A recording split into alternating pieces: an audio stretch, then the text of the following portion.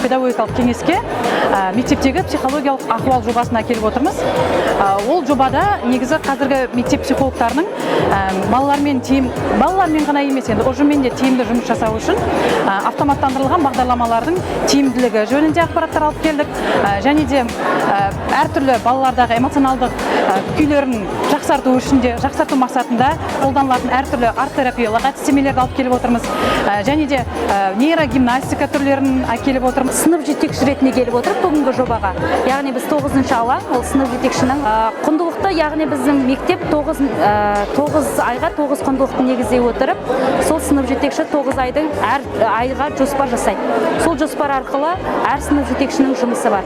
Мен 6-шы сынып ретінде өзімнің, яғни осы жұмыстарымды әлеуметтік желіге, қазіргі қоғамда балалардың барлығы әлеуметтік желіге тәуелді, сондықтан әлеуметтік желіге, Инстаграм желісіне, барлық әлеуметтік желілерге жүктеу арқылы насихаттап жүр.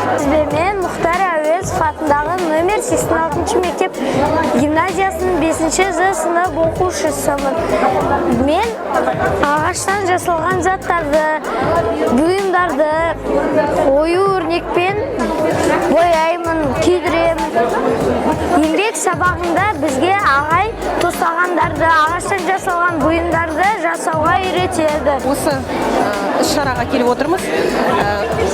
Осы алаңға біз әлеуметтік қолдау жобасын ұсынып отырмыз. Жалпы әлеуметтік жобамыз балаларды білім беру жүйесіне шығып кету деңгейін алдын алу профилактикасы болып табылады. Осындай педагогикалық кеңестер көп ұйымдастырылсын деп ойлаймын. Өйткені бұл мұндай алаңдар бізге өте пайдалы болып келеді.